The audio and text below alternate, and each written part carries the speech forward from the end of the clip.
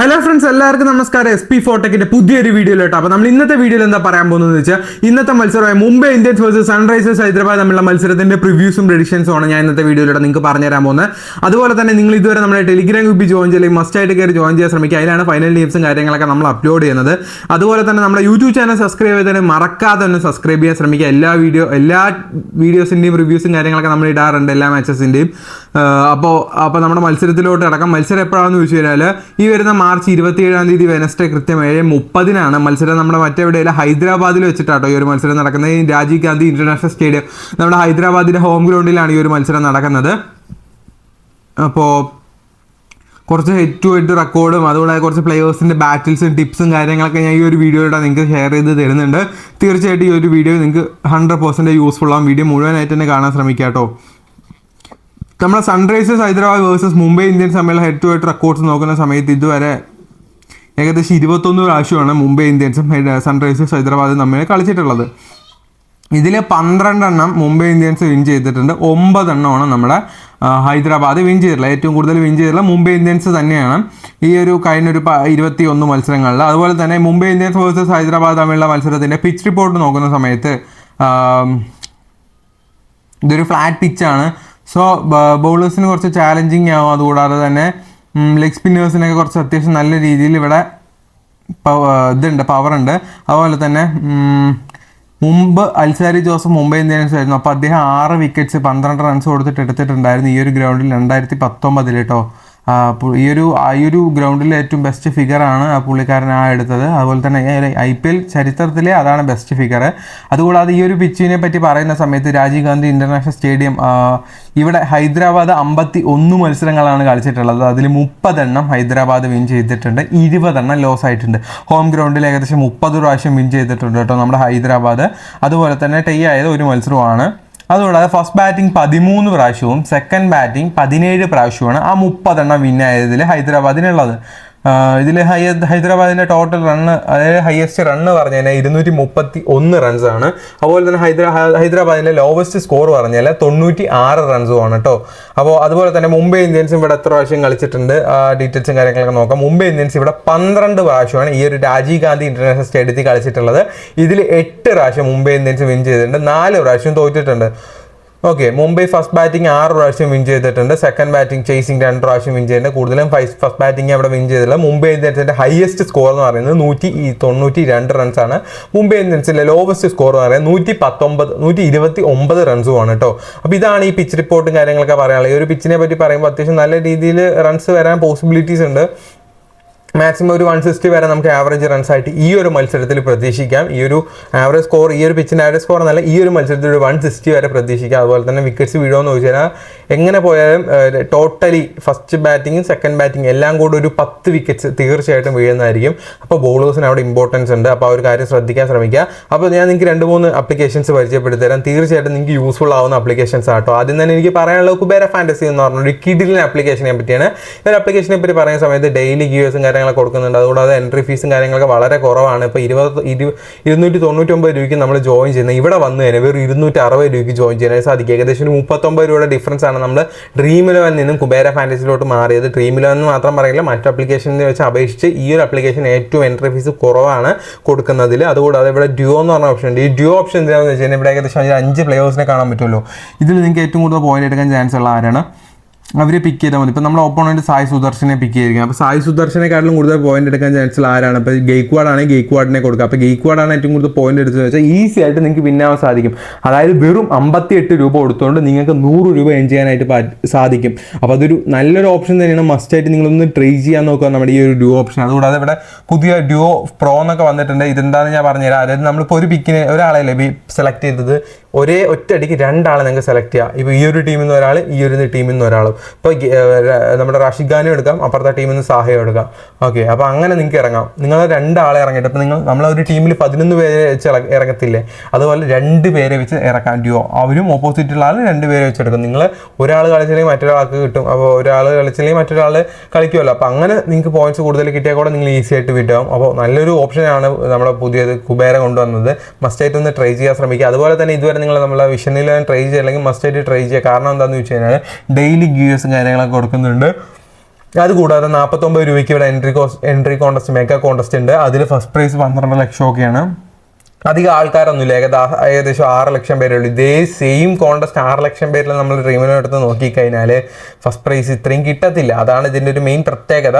29 രൂപയ്ക്ക് തൊട്ട് ഇവർ കോൺടെസ്റ്റുകൾ, അതായത് മെഗാ കോൺടെസ്റ്റ് സ്റ്റാർട്ട് ചെയ്യുന്നുണ്ട്. അതിൽ 70% വിന്നിങ്സ് പെർസെൻറ്റേജ് ഉള്ളതാണ്. സോ തീർച്ചയായിട്ടും ഒന്ന് ട്രൈ ചെയ്യുക. അതുകൂടാതെ ഒരുപാട് വെറൈറ്റി കോൺടെസ്റ്റുള്ള ഒരു ആപ്ലിക്കേഷനാണ് നമ്മുടെ വിഷൻ 11. അതുപോലെ തന്നെ നിങ്ങൾ ഇതുവരെ നമ്മുടെ സ്പോർട്സ് ആപ്ലിക്കേഷൻ ട്രൈ ചെയ്യില്ലെങ്കിൽ മസ്റ്റ് ആയിട്ട് ട്രൈ ചെയ്യണം. മറ്റൊരു ആപ്ലിക്കേഷൻ കൂടിയാണ്. കാരണം എന്താണെന്ന് വെച്ച് കഴിഞ്ഞാൽ ഇവിടെ പോപ്പ് എന്ന് പറഞ്ഞ വിൻഡോ ഉണ്ട്. നമ്മുടെ കുബേര ഫാൻറ്റസിയിൽ ഡ്യുവോ കണ്ടില്ലേ, ആ ഒരു സെയിം സംഭവമാണ്. നല്ല ഹൈ ഇൻവെസ്റ്റ്മെന്റ് ചെയ്തിട്ട് ഈസി ആയിട്ട് പൈസ കിട്ടുന്ന ഒരു പരിപാടിയാണ്. പെട്ടെന്ന് നമുക്ക് വിൻ ആവാൻ പറ്റുന്ന ഏതാണെന്ന് ചോദിച്ചു കഴിഞ്ഞാൽ ഡ്യുവോ, പോപ്പ് അങ്ങനത്തെ ഓപ്ഷൻസ് തന്നെയാണ്. എന്തായാലും ഒന്ന് ട്രൈ ചെയ്യാൻ നോക്കുക. ഇതിൽ 1 രൂപ തുടങ്ങി കോൺടെസ്റ്റുകളും കാര്യങ്ങളൊക്കെ സ്റ്റാർട്ട് ചെയ്യുന്നുണ്ട് നമ്മുടെ സ്പോർട്സിൽ. മസ്റ്റായിട്ട് ട്രൈ ചെയ്യാൻ ശ്രമിക്കുക. അപ്പോൾ നമ്മുടെ വീഡിയോയിലോട്ട് വരാം. അപ്പോൾ മുംബൈ ഇന്ത്യൻസിൻ്റെ റെക്കോർഡ്സും കാര്യങ്ങളൊക്കെ പറഞ്ഞു. ഇനി കളിക്കാൻ പോകുന്ന 11 പ്ലെയേഴ്സും കുറച്ച് പ്ലെയേഴ്സിൻ്റെ ടിപ്സും കാര്യങ്ങളും പറഞ്ഞുതരാം. മുംബൈ ഇന്ത്യൻസിലാണെങ്കിൽ നോക്കിയാൽ ഇഷാൻ കിഷൻ, രോഹിത് ശർമ്മ, ഡേവിഡ് ബ്രൈറ്റ്സ്, അതുപോലെ തിലക് വർമ്മ, ഹർദിക് പാണ്ഡ്യ, ടിം ഡേവിഡ്, നമാൻദീർ, അതുകൂടാതെ പീയൂഷ് ചൗള, കോട്സ്, ജാസ്പ്രീത് ബുംറ, എൽവുഡ്, ഇത്രയും പേരാണുള്ളത്. അതുകൂടാതെ നമ്മുടെ സൺറൈസേഴ്സ് ഹൈദരാബാദിൽ നോക്കിയാൽ അഭിഷേക് ശർമ്മ, മായങ്ക് അഗർവാൾ, രാഹുൽ ത്രിപാഠി, അതുപോലെ മാർക്കം, കലേസൻ, അതുകൂടാതെ നമ്മുടെ അബ്ദുൽ സമാദ്, അതുകൂടാതെ ഷബാസ് അഹമ്മദ്, പാറ്റ് കുമിൻസ്, ഭുവനേശ്വർ കുമാർ, മായങ്ക് മാർക്കാണ്ഡെ, ടി നട്രാജൻ, ഇത്രയും പേരാണുള്ളത്. ഇപ്പോൾ ഇനി നിങ്ങൾക്ക് ഞാൻ പറഞ്ഞുതരാൻ പോകുന്നത് എന്താണെന്ന് വെച്ച് കഴിഞ്ഞാൽ ഈ ഒരു റീസെൻറ്റ് പെർഫോമൻസ് ഇപ്പോൾ ഈ ഇരു ടീമുകളിലും ഒരു മത്സരം കഴിഞ്ഞിട്ടുണ്ടല്ലോ. അപ്പോൾ അതിൽ ഏറ്റവും കൂടുതൽ നല്ല രീതിയിൽ പെർഫോം ചെയ്ത ആൾക്കാരെ ഞാൻ ഒന്ന് ഓർമ്മപ്പെടുത്തുകയാണ്. ടിപ്സ് ആയിട്ടൊന്നുമില്ല, ഒന്ന് ഓർമ്മപ്പെടുത്തുകയാണ്. ചിലപ്പോൾ നിങ്ങൾ മറന്നു പോയിട്ടുണ്ടാവും, എല്ലാ മത്സരം കാണുന്നവരാണെങ്കിൽ മറന്നു പോയിട്ടുണ്ട്. അതൊന്ന് ഓർമ്മപ്പെടുത്താൻ വേണ്ടിയിട്ടാണ് ഞാൻ ഇവിടെ പറഞ്ഞു തരുന്നത്. ഹെൻറിച്ച് കലേസൻ കഴിഞ്ഞൊരു മത്സരം 63 റൺസാണ് സ്കോർ ചെയ്തത്. അതുപോലെ തന്നെ ഡേവിഡ് ബ്രൈസ് 46 റൺസാണ് ഒരു മത്സരം സ്കോർ ചെയ്തത്. രോഹിത് ശർമ്മ 43 റൺസും, അതുകൂടാതെ മായങ്ക് അഗർവാൾ 32 റൺസും, അഭിഷേക് ശർമ്മ 32 റൺസും, വയസ്സല്ല കേട്ടോ, റൺസാണ്. തിലക് വർമ്മ 25 റൺസുമാണ് സ്കോർ ചെയ്തിട്ടുള്ളത്. അതുകൂടെ ഏറ്റവും കൂടുതൽ വിക്കറ്റ്സ് എടുത്തുള്ളത് ബൂംറയാണ്. ഒരു മത്സരം 3 വിക്കറ്റ്സ് എടുത്തിട്ടുണ്ട്. ഒരു മത്സരം കളിച്ചിട്ടുള്ള എല്ലാവരും. ടി നട്രാജൻ 3 വിക്കറ്റ്സ് എടുത്തിട്ടുണ്ട്. കോട്സ് 2 വിക്കറ്റ് എടുത്തിട്ടുണ്ട്. മായങ്ക് മാർക്കാണ്ഡെ 2 വിക്കറ്റ്സ് എടുത്തിട്ടുണ്ട്. പാറ്റ് കുമിൻസ് 1 വിക്കറ്റും പീയൂഷ് ചൗള 1 വിക്കറ്റുമാണ് എടുത്തിട്ടുള്ളത്. മായങ്ക് മാർക്കാണ്ഡെ വേഴ്സസ് ഹർദിക് പാണ്ഡ്യ ഒരുപാട് ഡിസ്മാൻഡിൽസ് ഉള്ളതാണ്, ഒന്ന് ശ്രദ്ധിക്കുക. അതുകൂടെ ജാസ്പ്രീത് ബുംറ വേഴ്സസ് നമ്മുടെ മായങ്ക് അഗർവാൾ ഒരുപാട് ഡിസ്മാൻഡിൽസ് ഉള്ളതാണ്. അവരും 2 പേരെ ഒന്ന് ശ്രദ്ധിക്കുക കേട്ടോ. കൂടുതലും മായങ്ക് അഗർവാൾ, ജാസ്പ്രീത് ബുംറ ബോൾ ചെയ്തിട്ട് ഏകദേശം 3 പ്രാവശ്യമാണ് ഔട്ടായിട്ടുള്ളത്. അപ്പോൾ അധികം റൺസൊന്നും സ്കോർ ചെയ്തിട്ടില്ല. ആകെ 13 സംതിങ് എത്ര റൺസ് സ്കോർ ചെയ്തിട്ടുണ്ടായിരുന്നല്ലോ. അപ്പോൾ നമ്മുടെ ടീം ജസ്റ്റ് ഒരു പ്രിവ്യൂ ടീം ഞാൻ നിങ്ങൾക്ക് വേണ്ടി ഒന്ന് സെറ്റ് ചെയ്ത് തരാം. ആ ടീം സെറ്റ് ചെയ്യുന്ന സമയത്ത് കുറച്ച് ടിപ്സ് കൂടെ പറഞ്ഞുതരാം കേട്ടോ.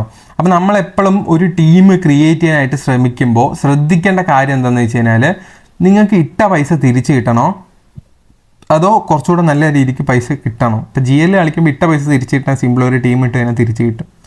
അങ്ങനെയല്ല, കുറച്ചുകൂടെ ബെറ്റർ ആയിട്ട് നിങ്ങൾക്ക് നല്ലൊരു ഓപ്ഷൻ, നല്ലൊരു ഇത് കിട്ടണം എന്നുണ്ടെങ്കിൽ, കുറച്ച് ഡിഫറെൻ്റ് ആയിട്ട് നിങ്ങൾ ഒരാളെ സെലക്ട് ചെയ്യണമെന്നുണ്ടെങ്കിൽ ഞാൻ കുറച്ച് ടിപ്സ് പറഞ്ഞുതരാം. ഇപ്പം നമ്മുടെ ബൗളിംഗ് സെക്ഷനിലോട്ട് വന്നു കഴിഞ്ഞാൽ കുറച്ച് പ്ലെയേഴ്സ് ഉണ്ടാവുമല്ലോ. ഇപ്പം ഇതിൽ കമ്മി പെർസെൻറ്റേജ്, ഏറ്റവും കുറവ് പെർസെൻറ്റേജ് ഉള്ള ആൾക്കാരെ നമ്മൾ എടുക്കുക, അല്ലെങ്കിൽ നമ്മൾ ഏറ്റവും കൂടുതലുള്ള ആളെ തന്നെ എടുക്കുക. ബട്ട് നിങ്ങൾ കുറച്ചുകൂടെ റിസ്ക് നിങ്ങൾക്ക് അവിടെ കൂടും. അവരെ ക്യാപ്റ്റൻ VC കൊടുക്കേണ്ടി വരും. ഇപ്പം ഞാൻ ജസ്റ്റ് സിമ്പിളായിട്ടൊന്ന് കാണിച്ചു തരാം. ഇപ്പോൾ ഇവരൊക്കെ നമ്മൾ ഇപ്പോൾ നാളത്തെ മത്സരത്തിൽ ഏകദേശം എല്ലാ 90% ആൾക്കാരുടെ ടീമിലും ഈ 4 പേരെ പിക്ക് ചെയ്തിട്ടുണ്ടാവും. ഓക്കെ, പറഞ്ഞിട്ട് കാര്യമില്ല, എല്ലാവരും അങ്ങനെ തന്നെ ചെയ്യുന്നത്. ഓൾറൗണ്ടേഴ്സിൽ നോക്കിയാൽ ഇപ്പോൾ ഹർദിക് പാണ്ഡ്യ തീർച്ചയായിട്ടും ഉണ്ടാവും, ജെയിൻസനും ഉണ്ടാവും, മാർക്കും ഉണ്ടാവും. ഓക്കെ, അതുപോലെ തന്നെ ഇപ്പോൾ ബാറ്റിങ്ങിൽ പോയി കഴിഞ്ഞാൽ ഇങ്ങനെയായിരിക്കും എല്ലാവരും. തിലക് വർമ്മ നോക്കിയോ, ഇതായിരിക്കും. ഇപ്പോൾ തിലക് വർമ്മ ഒഴിവാക്കിയിട്ട് ഒന്നല്ലെങ്കിൽ ഇഷാൻ കിഷനെ ഇടും. ഇങ്ങനെയായിരിക്കും എല്ലാവരുടെയും ടീം ഉണ്ടാവുക. നോക്കിയോ, ഇതൊരു സെയിം പാറ്റേൺ ആണ്. 90% ആൾക്കാരുടെ സെയിം പാറ്റേൺ ആണ്. ഈ 10% വന്നവരുടെ 10%ൽ കുറച്ച് ഡിഫറെൻ്റ് ആയിട്ടായിരിക്കും എല്ലാവരും സെലക്ട് ചെയ്യുന്നതും പിക്ക് ചെയ്യുന്നതും ക്യാപ്റ്റൻ VC കൊടുക്കുന്നതും. പക്ഷേ ഈ 10% ആൾക്കാർ എപ്പോഴും വിന്നാവത്തില്ല. ഇങ്ങനെയുള്ള ആൾക്കാർ വിന്നാവും, പക്ഷേ ഇട്ട പൈസ തിരിച്ച് കിട്ടത്തുള്ളൂ. അത്രയേ ഉള്ളൂ. നമുക്ക് പ്രോഫിറ്റാണ് വേണത് എങ്കിൽ നിങ്ങൾ അവിടെ ഒരു വെറൈറ്റി കൊണ്ടുവരണം. ഇപ്പം നമ്മളിപ്പോൾ ഇതിലിപ്പോൾ എന്താ ചെയ്യാൻ പറ്റും? നമുക്ക് കളേഴ്സിനെ ഒഴിവാക്കാം. ചാൻസ് കുറവാണ് നാളത്തെ മത്സരത്തിൽ. എൻ്റെ ഒരു ഇത് വെച്ച് പറയുകയാണ്, ചാൻസ് കുറവാണ് നാളത്തെ മത്സരത്തിൽ കളിക്കാം. മാർക്കം ആവശ്യമില്ല, അൺവാണ്ടഡ് പ്ലെയറാണ്. കാരണം ഐ തിങ്ക് റീസെൻ്റായിട്ട് അദ്ദേഹം ബോളൊന്നും ചെയ്തിട്ടില്ല. ഓക്കെ, ഇനിയിപ്പോൾ ബോളിങ്ങിൽ ഇപ്പോൾ നമുക്ക് വേണമെങ്കിൽ വെറൈറ്റി ആയിട്ട് നമുക്ക് പാറ്റ് കുമിൻസിനെ ഒഴിവാക്കിയിട്ട് മായങ്ക് മാർക്കാണ്ഡെ എടുക്കാം. ക്യാപ്റ്റനൊക്കെയാണ്, ബട്ട് പറഞ്ഞിട്ട് കാര്യമില്ല. നമ്മളൊരു ഡിഫറൻറ്റ് കൊണ്ടുവന്നാലേ നമുക്ക് അവിടെ ഒരു മെയിനായിട്ടൊരു വിന്നിങ് ഉണ്ടാവത്തുള്ളൂ. അതുപോലെ തന്നെ നമുക്ക് ഡേവിഡ് ബ്രൈവ്സ് നാളെ കളിക്കാൻ കൂടുതലും പ്ലേയിങ് 11 വരാനുള്ള പോസിബിലിറ്റി ഹൈ ആണ്. അദ്ദേഹത്തെ നമുക്ക് ഇൻക്ലൂഡ് ചെയ്യാം. ഓക്കെ, അപ്പോൾ നമ്മളിപ്പോൾ ഏകദേശം ഒരു വെറൈറ്റി പിക്ക് ആയിട്ടുണ്ട്. ഇനിയിപ്പോൾ ഷബാസ് അഹമ്മദ് നാളത്തെ മത്സരം കളിക്കുമെന്ന് ചോദിച്ചു കഴിഞ്ഞാൽ കളിക്കും, ബട്ട് ഒരു കൺസിസ്റ്റൻസി ഇല്ലാത്തൊരു പ്ലെയർ ആയതുകൊണ്ട് നമുക്ക് സെലക്ട് ചെയ്യാനുള്ള ഒരു ഡിസ്കംഫേർട്ട് ഉണ്ടാവും. ഓക്കെ, അപ്പം നമുക്ക് ഇതിൽ ഇനിയിപ്പോൾ കൊടുക്കാൻ പറ്റുന്നത് നമ്മുടെ ചൗള വേണമെങ്കിൽ ചൗള കൊടുക്കാം, അല്ലെങ്കിൽ ബൂംറ നമുക്ക് ഭുവനേശ്വർ കുമാറിനെ ഇടയ്ക്ക് കൊടുക്കാം. കാരണം അദ്ദേഹത്തിന് നല്ല റെക്കോർഡ്സ് ഉണ്ട് ആ ഒരു ഗ്രൗണ്ടിൽ. അദ്ദേഹം വിക്കറ്റ്സ് എടുക്കാനുള്ള പോസിബിലിറ്റീസ് ഉണ്ട് നാളെ മത്സരത്തിൽ. ക്യാപ്റ്റൻ VC കൊടുക്കുമ്പോൾ എല്ലാവരും കൊണ്ട് ഹർദിക്കിനെയും കൊടുക്കും, പിന്നെ രോഹിത് ശർമ്മയും കൊടുക്കും. രോഹിത് ശർമ്മ കളിക്കുമല്ലോ എന്നൊന്നും അറിയത്തില്ല, ബട്ട് കളിക്കുമെങ്കിലും നമ്മളെല്ലാവരും കൊടുത്തതിനേക്കാളും കുറച്ച് വെറൈറ്റി ആയിട്ട് കൊടുക്കുന്നതായിരിക്കും നല്ലത്. അപ്പോൾ നമ്മുടെ ജാസ്മിൻ ബൂംറ എടുത്തു കഴിഞ്ഞാൽ ഒരു 2 വിക്കറ്റ് നാളത്തെ മത്സരത്തിൽ എടുക്കുന്ന കാര്യത്തിൽ ഷുവറാണ്. അപ്പോൾ അത് 100 പോയിന്റ് നിങ്ങൾക്ക് കൺഫേം ആയ. അപ്പോൾ അങ്ങനെ മെയിനായിട്ട് പോയിന്റ് എടുക്കും എന്നുള്ള ഉറപ്പുള്ള ആളെ നമ്മൾ ക്യാപ്റ്റൻ VCയും കൊടുക്കാൻ ശ്രമിക്കും. നമ്മൾ എല്ലാവരും കൊടുത്തല്ലോ എന്ന് പറഞ്ഞാൽ ആ ഒരു ടെൻഡൻസിയിലാണ് എല്ലാവരും കൊടുത്തുകൊണ്ടിരിക്കുന്നത്. പക്ഷേ കുറച്ചുകൂടെ നമ്മളൊന്ന് മാറി ചിന്തിച്ച് കഴിഞ്ഞാൽ ചിലപ്പോൾ ക്ലിക്കായാൽ നിങ്ങൾ ഇട്ട എല്ലാ പൈസയും തിരിച്ചു കിട്ടും, നിങ്ങൾക്ക് ഡബിൾ പ്രോഫിറ്റ് കിട്ടും. ഫ്ലോപ്പായാൽ മൊത്തം പോകും, അത് അത്രേ ഉള്ളൂ. പക്ഷെ നമ്മൾ റിസ്ക് എടുക്കണം. ഇത് ഈ ഒരു ആപ്ലിക്കേഷനിൽ എല്ലാവർക്കും അറിയാമല്ലോ റിസ്ക് എടുക്കണം വേണം എന്നൊക്കെ. അപ്പോൾ ഇതിൽ ഇനിയിപ്പോൾ VC കൊടുക്കാൻ പറ്റിയ ഒരാൾ, വൈസ് ക്യാപ്റ്റൻ കൊടുക്കാൻ പറ്റിയ ആളെന്ന് വെച്ച് കഴിഞ്ഞാൽ നമ്മുടെ ജെയിംസൺ അത്യാവശ്യം കുഴപ്പമില്ലാത്ത ഒരു പ്ലെയറാണ്. കഴിഞ്ഞ മത്സരം ഒരു മോശം പ്രകടനമാണ് കാഴ്ചവെച്ചത്, ബട്ട് എന്നാലും നാളത്തെ മത്സരം നന്നായി കളിക്കാനുള്ള പോസിബിലിറ്റീസ് ഹൈ ആണ്. അപ്പോൾ അദ്ദേഹത്തിന് നമുക്ക് വൈസ് ക്യാപ്റ്റൻ കൊടുക്കാം. ഓക്കെ, അപ്പോൾ ഒരു ഡിഫറെൻറ്റ് ടീമാണിത്. ആകെ 2-3 പ്ലെയേഴ്സിനാണ് നമ്മൾ ചേഞ്ച് ആക്കിയത്. മായങ്ക് മാർക്കാണ്ട് അധികം പേര് എടുത്തില്ല, ഭുവനേശ്വറിനെ അധികം എടുത്തിട്ടില്ല. പിന്നെ നമ്മുടെ വൈസ് ക്യാപ്റ്റൻ ഒരു ഡിഫറൻ്റ് ആണ്, ബ്രേവ്സും ഒരു ഡിഫറൻ്റ് ആണ്. ഈ 4 പേരാണ് നമ്മൾ ടീമിൽ കൊണ്ടുവന്നിരിക്കുന്നത് വെറൈറ്റി ആയിട്ട്. ഇതിലും കൂടുതൽ ആൾക്കാർ കൊണ്ടുവരുന്നതുണ്ട്.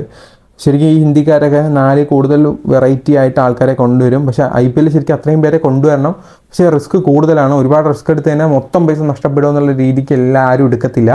അപ്പോൾ ഞാനിപ്പോൾ ചെയ്തിരിക്കുന്ന ഒരു പരിപാടിയാണിത്. അപ്പോൾ നമ്മൾ ടീം നോക്കാം: ഇഷാൻ കിഷൻ, രോഹിത് ശർമ്മ, മായങ്ക് അഗർവാൾ, ബ്രേവ്സ്, അതുകൂടാതെ നമ്മുടെ ഹർദിക് പാണ്ഡ്യ, മാർക്കോ ജെയിൻസൺ, ഭുവനേശ്വർ കുമാർ, ജാസ്പ്രീത് ബൂംറ, നട്രാജൻ, കോട്സ്, മായങ്ക് മാർക്കാണ്ട്, അത്രയും പേരാണ് നമ്മുടെ ടീമിലുള്ളത് ഫ്രണ്ട്സ്. അപ്പോൾ ജസ്റ്റ് ഒരു പ്രിവ്യൂ വീഡിയോ മാത്രമാണ്. ഫൈനൽ ടീംസും കാര്യങ്ങളൊക്കെ നമ്മൾ ടെലിഗ്രാം ഗ്രൂപ്പിൽ അപ്ലോഡ് ചെയ്യും. ഇതുപോലത്തെ നിങ്ങൾക്ക് ടിപ്സ് വേണമെന്നുണ്ടെങ്കിൽ, അതായത് ഞാൻ ഇപ്പോൾ പറഞ്ഞ കാര്യങ്ങൾ ജസ്റ്റ് കോമൺ ലോജിക്കാണെന്നൊക്കെ നിങ്ങൾക്ക് തോന്നിക്കോളാം, ബട്ട് നിങ്ങളത് ടീം ക്രിയേറ്റ് ചെയ്യുന്ന സമയത്ത് ആ ലോജിക്ക് നിങ്ങൾ ശരിക്കും ആലോചിക്കുന്നില്ല. അത് എല്ലാവരുടെയും വേണ്ടിയുള്ള ഒരു സംഭവമാണ്. കാരണം ആ ഒരു ടെൻഷനിൽ ആരും അത് ആലോചിക്കുന്നില്ല. അതൊന്നും ആലോചിച്ചിട്ട് നിങ്ങളൊരു ടീം ഇപ്പോൾ ഇട്ട് വയ്ക്കൂ, എന്നിട്ട് ഈവനിങ് ലൈനപ്പ് വരുമ്പോൾ ഒന്ന് ചേഞ്ച് ആക്കാം. ഓക്കെ, അപ്പോൾ ആ ഒരു രീതി നിങ്ങളൊന്ന് കോൺസെൻട്രേറ്റ് ചെയ്ത് നോക്കും. ചിലപ്പോൾ എന്തെങ്കിലുമൊക്കെ മാറ്റം വരാൻ ചാൻസ് ഉണ്ട്. നമ്മളെ ഈ ഒരു സീസണിലെങ്കിലും കേരളത്തിൽ നിന്ന് ഒരാൾക്ക്, എൻ്റെ ഒരു വ്യൂവറിന്, എൻ്റെ ഒരു സബ്സ്ക്രൈബറിന്, എൻ്റെ ടിപ്സ് കാണുന്ന ഒരാൾക്ക് GL കിട്ടണമെന്നുണ്ട് ഫ്രണ്ട്സ്. അപ്പോൾ ഇന്നത്തെ വീഡിയോ ഇത്രയുള്ള. അടുത്ത വീഡിയോയിൽ കാണുന്നവരെ എല്ലാവർക്കും ഗുഡ് ബൈ. ചാനൽ സബ്സ്ക്രൈബ് ചെയ്യാൻ മറക്കാതെ സബ്സ്ക്രൈബ് ചെയ്ത് സപ്പോർട്ട് ചെയ്യാം കേട്ടോ ഫ്രണ്ട്സ്. Good bye.